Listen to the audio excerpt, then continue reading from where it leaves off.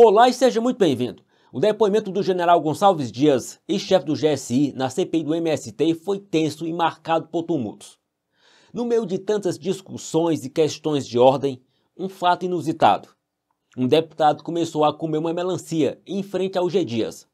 Um claro sinal de militar esquerdista, verde por fora e vermelho por dentro. E diante da provocação, o advogado do general de Lula perdeu a cabeça. E como não poderia deixar de acontecer, a deputada do PSOL, Sâmia Bonfim, desrespeitou o relator da comissão, mandando calar a boca. E o desrespeito foi estendido ao presidente da CPI, tenente-coronel Zuco. E o deputado Gustavo Gayer enquadrou o G. Dias, afirmando que o passado do general de Lula o condena, pois não teria sido a primeira vez que ele foi conivente com invasões a prédios públicos. Veja. A questão aqui é a seguinte, presidente. A questão é muito simples. Ele vai terminar de fazer a pergunta e nós vamos dar a questão de ordem. Eu estou no meu tempo, vou fazer, como diz a deputada, eu estou no meu tempo. Respeite. A questão que está sendo trazida... Vossa Excelência é uma pessoa democrática, eu sei que essa casa parlamentar também. Mas tirar uma foto com uma melancia, desculpa. Vai contra o... Mas ninguém falou nada.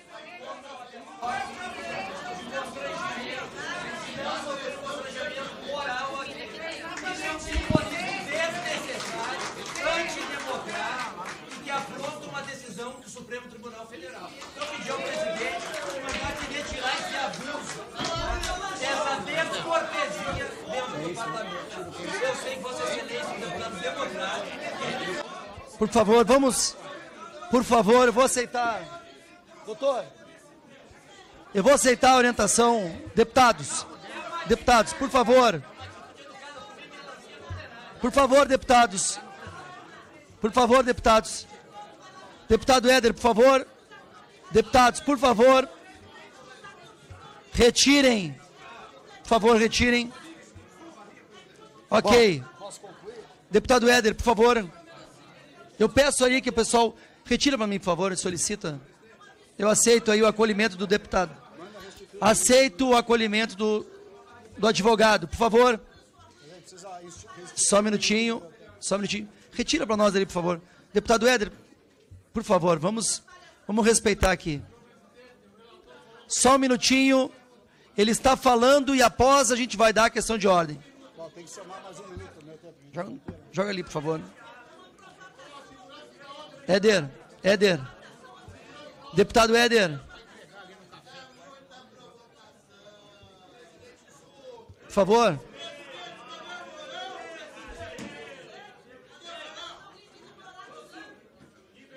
Bom, antes de chegar na parte das perguntas, eu acho importante fazer uma linha cronológica, que é muito relevante, até para que as pessoas que estão aqui presentes possam entender o cunho das perguntas que eu pretendo fazer. E antes de chegar até elas, é importante que haja uma contextualização, inclusive levando em consideração a carreira do general Dias, que se encontra presente aqui nessa comissão. Bom, general, pelo que nós entendemos, o senhor foi da GSI no mandato dos 2 primeiros mandatos do Lula. Por que eu estou mencionando isso, né? O senhor esteve presente nos 2 primeiros mandatos do Lula. Isso é o que consta, pelo menos, em todo o histórico da internet em relação quando pesquisamos a sua carreira com o PT, né? Vamos supor assim, a sua parceria com esse partido. E não só isso, depois o senhor esteve presente também no governo da Dilma, como chefe de coordenadoria de segurança institucional. Por que eu estou mencionando isso? Em alguns momentos aqui, durante essas perguntas e essa comissão, o senhor disse que foi muito pouco tempo para poder se inteirar de tudo que estava acontecendo dentro da GSI, da ABIN, né, no caso, e que as devidas ações não puderam ser tomadas. E a gente ouviu isso falar em vários momentos, inclusive na entrevista, em vários pontos na imprensa.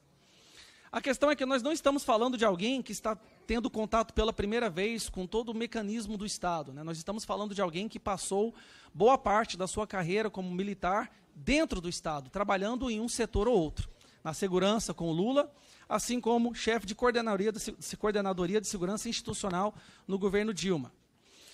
Aí me chama a atenção porque durante o governo Dilma, esse grupo criminoso que nós estamos investigando aqui, que é o MST, e eu até faço essa questão de de corrigi-lo, porque o senhor disse que é um movimento social, e isso já mostra muito bem a sua visão ideológica em relação a esse grupo que causa terror no nosso país. Em 2012, esse grupo criminoso tentou invadir o STF. Se eu não me engano, foi em fevereiro de 2012, né? Eles tentaram invadir o STF. E você estava ali na Coordenadoria de Segurança Institucional. Tentaram invadir vários prédios públicos aqui naquele dia. Curiosamente, nesse período, o senhor conseguiu ser eficiente. Estava lá, vários membros da segurança pública, polícia militar, conseguiram impedir que esse grupo, armado inclusive com facão, machado, entrasse no STF enquanto os ministros estavam em sessão. Porque nós saberíamos que se eles tivessem tido êxito nessa tentativa de invasão do prédio público, sangue teria sido derramado. E eu acho que isso não seria bom para o PT. Bom, lá o senhor teve eficiência, não sei se o senhor participou ou não, mas pelo cargo que o senhor ocupava na época, deve ter participado, e foi eficiente e conseguiram invadir, que esse grupo criminoso que nós estamos aqui investigando, que o senhor está dizendo que é um movimento social, mas o senhor mesmo participou de uma ação para impedir que ele invadisse o STF e assassinasse ministros da nossa Suprema Corte. É meio estranho isso, não é, general? Você concorda que é meio estranho? O senhor participou de uma ação para impedir que ministros da Suprema Corte fossem assassinados por membros desse grupo, e hoje o senhor está aqui dizendo que esse grupo é um movimento social. Será que há uma deturpação do que é um movimento social? Talvez o senhor pudesse também categorizar o PCC como movimento social? Deputada Bia Kicis. Ou até mesmo o Comando Vermelho seria um movimento social? O movimento do sem terra, o movimento do sem drogas? O que nós estamos falando que é o movimento do sem terra. Mas, de acordo com a própria definição da corporação da qual o senhor faz parte, eles marcam todas as caixinhas de terrorismo. É um grupo terrorista, que causa terror no campo. Inclusive, semana que vem nós vamos receber aqui uma família onde a mãe vai entrar mancando e teve uma filha de 1 ano com o dedo decepado por membros desse grupo. E que me espanta é que, enquanto chefe da ABIN, seria importante para esse grupo da GSI, seria importante para essas pessoas entenderem que havia ali um grupo terrorista tentando desrespeitar a propriedade privada, causar terror no nosso país. Em vários momentos o senhor disse que não chegou a ter nenhuma informação sobre isso, sendo que foi dito aqui que durante o período em que o senhor esteve na chefia dessa instituição, houve 20 invasões. 27 invasões, cara? 27 invasões, ou seja, 27 crimes de terrorismo foram cometidos e a ABIN não sabia, o senhor não sabia, não foi informado. Aí eu faço a primeira pergunta. Se nada do que nós questionamos aqui hoje, aparentemente o senhor não foi informado de nenhum movimento terrorista, de nenhuma ação terrorista desse grupo, para que serve essa instituição e o que o senhor fazia lá exatamente? Pode pausar o tempo, presidente. Deputado, eu fui escalado pelo comandante do Exército para cumprir uma função de segurança do presidente de 2003 a 2010. Basicamente, comandei o Departamento de Segurança da Presidente da República. O acesso ao GSI era muito pouco, tendo em vista a atribuição do próprio departamento. Saí em 2010, não participei do governo Dilma. Essa ação de 2012 que o senhor está dizendo era o general Amaro, atual chefe do Gabinete de Segurança Institucional. Saliento o senhor que toda a estrutura do Gabinete de Segurança Institucional mudou com o presidente Temer, em que estava na chefia do gabinete o general Etchegói. Ações acontecendo, inclusive, do dia 8, não houve um repasse em termos de transição do general Heleno para mim. E eu estava, na realidade, me adaptando a todas as secretarias de extrema importância. Por isso que eu disse que eu, no Correio Sisbin, que o sistema de transmissão de conhecimento, eu não recebi nenhum relatório. Eu agradeço a pergunta do senhor, porque foi pertinente, tendo em vista também que eu pude sanar algumas, talvez, impropéries que tenha no documento que o senhor mencionou aí, tendo em vista que eu não participo do governo Dilma. Eu aconselho que o senhor entre em contato com a Metrópolis, Globo, Estadão, Folha de São Paulo, porque todas elas têm matérias dizendo que o senhor foi chefe de coordenadoria de segurança institucional durante o governo Dilma. Inclusive tem mais partes, né? É onde eu entro na questão de contextualizar a linha cronológica da sua carreira para poder explicar o motivo dessas perguntas aqui hoje. Ao final do governo Lula, o senhor ganhou um cargo na 6ª Região Militar da Bahia, concorda? Foi isso mesmo? Eu não ganhei um cargo. Assumiu. Às vezes a escolha da palavra. A 6ª Região Militar ela tem por responsabilidade a parte administrativa de 2 estados, que é Bahia e o estado de Sergipe. Eu fui comandante da 6ª Região Militar por 2 anos, certo. 2010 e 2012. Quando voltei, eu fui gerenciar o Departamento de Nativo e Pensionista do Exército, depois eu fui seu vice-chefe do Departamento Geral de Pessoal. Pois então, eu estou aqui com a coluna Esplanada, que fala um pouco sobre essa questão, sobre esse período em que o senhor esteve no comando da 6ª Região. E eu só me senti na obrigação de mencionar a sua saída desse comando, porque eu acho que ela é relativa à questão de invasão. Nós estamos trabalhando aqui, falando, questionando, indagando sobre a questão de um grupo que comete invasões, e o motivo do senhor estar aqui é para ver como o senhor se porta diante dessas invasões criminosas. E aí, fazendo uma pesquisa, houve uma invasão da Assembleia Legislativa na Bahia, por um grupo de militares, policiais militares, que estavam pedindo greve, mas parece que ela saiu do controle e houve uma certa violência. E aqui eu trago uma matéria de um jornal de lá, que diz que a situação era digna de cadeia para todos os amotinados. E só o general Dias não percebeu isso. Durante sua negociação, deu-se entrada de comida, dezenas de parentes, amigos e policiais furaram a barreira militar e invadiram a Assembleia Legislativa. Isso me lembra muito aquele vídeo que a gente viu do senhor aqui na invasão dos prédios públicos, recebendo o pessoal, tratando ele com cordialidade. Talvez seja do seu caráter tratar com cordialidade quem invade prédios públicos e causa terrorismo. Homens armados ocuparam o local, fizeram crianças e mulheres de escudo, protagonizaram desordem interna e externa.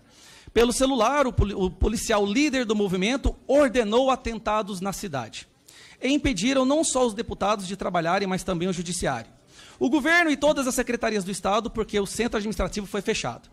A imagem do general recebendo sorridente e depois com olhos marejados um bolo de aniversário, presente dos invasores que estavam armados, usando mulheres e crianças como escudo e ordenando que atentados fossem cometidos durante a cidade, causou revolta na caserna.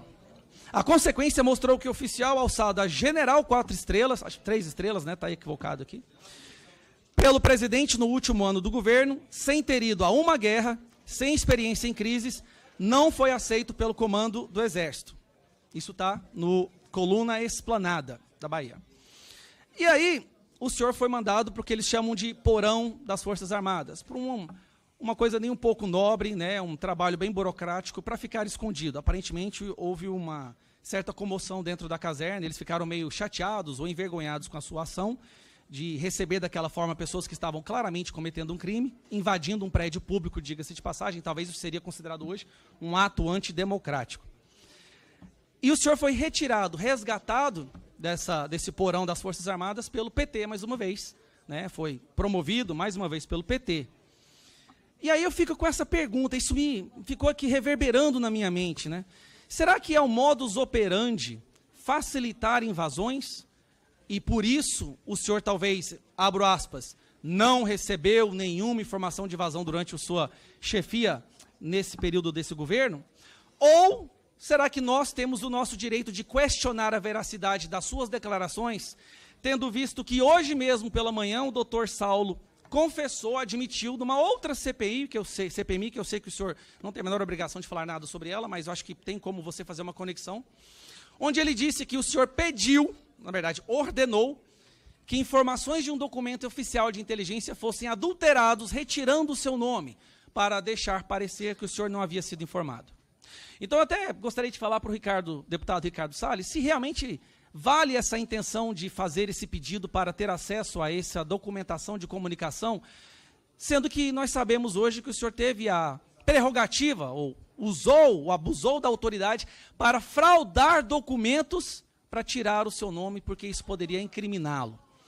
Então nós temos essa situação, onde aparentemente, e isso é triste, general, isso é muito triste, sinceramente, eu já encontrei com muitos generais durante a minha vida, e sempre que eu encontro com um general é um sentimento de admiração, porque não é fácil chegar a ser um general, talvez a não ser se você estiver sempre andando com o PT, receber, como a própria diz, né, ter sido promovido sem ter ido a uma guerra, sem experiência em crises, né, e não foi aceito pelo comando do Exército. É triste a gente estar aqui diante, talvez, de um momento de um general que poderia abrir o coração e falar a verdade, porque está sendo cada vez mais claro que o senhor está sendo jogado como boi de piranha. Não sei se o senhor já percebeu isso. O senhor está sendo jogado agora como boi de piranha para tomar culpa de algo, para defender uma outra pessoa, que talvez o senhor dedicou sua vida inteira para proteger. Isso vale a pena? Pessoal, o pessoal está falando aqui atrás, alguém poderia trazer, assessores, alguém poderia trazer uma militância para eles comerem? Uma militância, não, uma melancia. Porque eles não param de falar, então pausa o tempo, por favor, presidente. Eles não param de falar. Eu acho que eles estão mal-humorados com fome. Alguém traz uma melancia para eles comerem, por favor? Vê se eles melhoram o humor um pouquinho. Trazer uma melancia. O senhor disse também que o senhor trabalhou do dia 2 de março, de 2 de janeiro a 1º de março, e logo depois afirmou que foram apenas 38 dias. São 38 dias do dia 2 de março, 2 de janeiro a 1º de março? Eu fiz os cálculos aqui, dá 57 dias, são quase 2 meses. Em 2 meses não houve uma informação sobre um grupo terrorista que já estava no período da campanha ameaçando o Brasil inteiro, que eles voltariam a invadir terra. Nesses 2 meses não houve nenhuma curiosidade da inteligência, da segurança do nosso Estado, do governo, em se preocupar em ver se esse pessoal estava realmente buscando mais invasões e cometer mais crimes. Bom, e antes de encerrar, alguns colegas parlamentares aqui do outro lado do espectro político, que estão aqui para defender essa facção criminosa, em vários momentos falaram que nós estávamos aqui desrespeitando o senhor. Esse mesmo pessoal desrespeitou o governador de Goiás, esse mesmo pessoal que está aqui dizendo, falando em respeito, em cordialidade, recebeu um casal humilde aqui, que veio contar do sofrimento que eles passaram enquanto reféns desse grupo criminoso e foram violentados psicologicamente, mas aí não tem problema. Violentar um casal negro humilde não tem problema. Agora, violentar ou questionar um general, aí não pode, porque é o general do Lula. General, um general de 3 estrelas, general, o senhor aparentemente está terminando, a sua carreira não com 3 estrelas, mas apenas 1 estrela. E uma estrela decadente, general. Obrigado. Olha o tempo, presidente. Olha o tempo, falta de respeito. Olha o tempo, muita agressão e falta de respeito. Olha o tempo, presidente. E vai ir. Presidente, artigo 15, com inciso 8º e também o artigo 41, inciso 2º. Presidente, ambos os artigos dizem respeito ao papel da mesa na condução dos trabalhos, inclusive na advertência a membros da nossa comissão, caso excedam o seu papel ou caso incorram em crimes. Crimes esses que o senhor Ricardo Salles está cometendo contra o nosso país. Ele aqui acabou de elogiar a ação golpista de 64. Se a gente estivesse na ditadura que o senhor tanto elogia, senhor Ricardo Salles, não poderia haver um debate democrático como esse no parlamento. É um absurdo. Eu estou no meu tempo de fala, o senhor respeite. O senhor é um golpista. O senhor não deveria utilizar o seu tempo de fala para elogiar os horrores da ditadura militar. O senhor fez o convite à convocação do general Dias em tese. O senhor é tão covarde que, na sua justificativa, o senhor disse que era para falar sobre supostos relatórios da ABIN sobre o MST. Primeiro que o senhor não leu a lei da ABIN, porque não é responsabilidade da ABIN. Não é responsabilidade da ABIN monitorar movimentos sociais. O senhor deveria ler a lei que diz respeito a qual é o papel da ABIN, não vai haver nenhum relatório. Mas pior do que isso, o senhor é tão covarde que utilizou isso como justificativa, mas na verdade está colocando aqui um general para tentar endossar a linha de vocês sobre o que significou os horrores da ditadura militar contra o país. O senhor é um parlamentar. O senhor não deveria aplaudir os horrores da ditadura contra a população brasileira. E o senhor cale a sua boca porque eu estou utilizando o meu tempo de fala. O senhor não gosta de democracia, não gosta de ouvir as mulheres falando, e é por isso que faz elogio à ditadura, e o problema é do senhor. E a minha questão de ordem é porque é papel do presidente dessa CPI repreender os deputados que atentam contra o Estado Democrático de Direito. Senhor presidente, o senhor está do lado dos golpistas quando não repreende uma fala como essa. O senhor fala grosso com mulheres, mas fala fino com golpistas como o senhor Ricardo Salles, que está aqui numa CPI como essa, reivindicando aquilo que significou o horror para mulheres, para jovens, para trabalhadores desse país e para a nossa democracia e também para crianças. É disso que se trata. O senhor deveria repreendê-lo e não interromper fala de parlamentar. Obrigado, deputada. Essa matéria não é questão de ordem. Vamos prosseguir. Ora, não foi diferente do que se previa. O general Gonçalves Dias, ex-chefão do GSI de Lula, começou apreensivo, mas foi se soltando sob os aplausos da torcida de esquerda, que usou ironia em alguns momentos, mas foi embora sem dar grandes explicações sobre o seu papel no monitoramento e contenção das invasões de terra enquanto esteve à frente do GSI. Sobre os desacatos da esquerda após ser acusado de falar grosso com mulheres, mas falar fino com Salles, Zucca avaliou que essas agressões, ou até mesmo parlamentares que se vitimizam para tentar enfraquecê-lo, só lhe fortalecem. Zucca disse ainda que a esquerda reage por ter no MST uma bandeira, e as invasões deveriam ser repudiadas por todos, e não só apenas pela oposição.